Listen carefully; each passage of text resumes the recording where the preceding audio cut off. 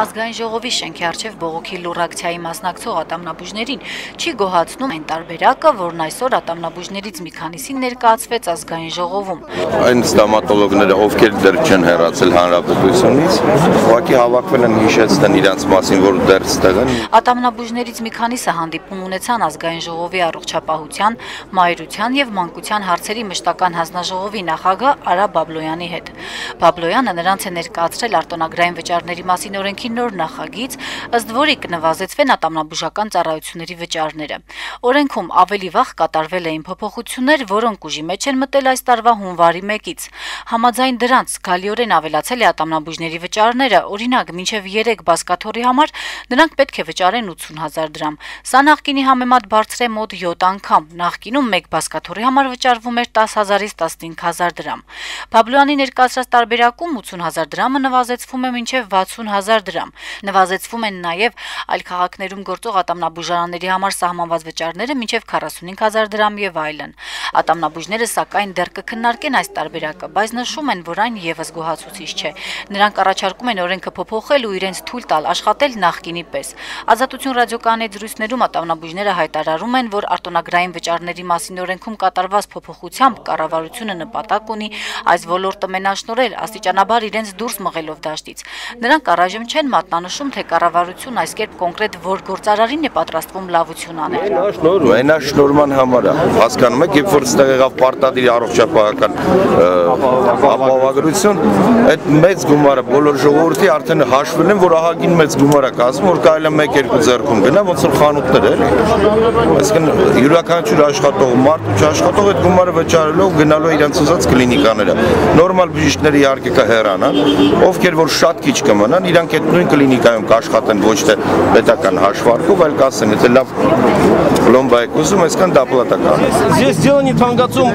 пойдет, здесь просто монополия. Создается монополия. То есть идет активная кампания по монополизации стоматологического рынка, если так можно сказать. А конечная цель, да, это мы так понимаем. Բողոքի ակցիայի եկածներն ասում են, թե արդեն շատերն են ճամպրուկային տրամադրությամբ ու երկրից հեռանալը կախված է իրենց պահանջների կատարումից։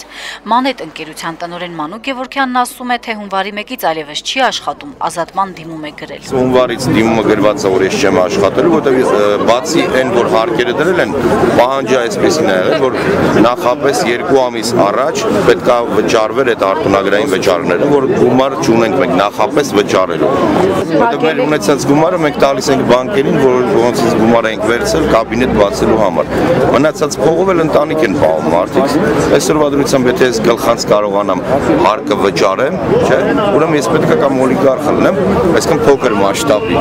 Այսինքն դա միջին մասսայի մասին, ովքեր վճարեն են ստիպված են վճարել, չեն կարա չփակեն կաբինետը։ Ատամնաբույժները կանխատեսում են, որ եթե իրեն շարունակեն հարկել փոփոխված օրենքով, ապա առնվազն 2 անգամ կթանկանան իրենց ծառայությունների գները։ Եղել է իմ մոտ կոնկրետ ասլաբույժ ժանատամս հեռացրու կես ժամից փողը կբերել։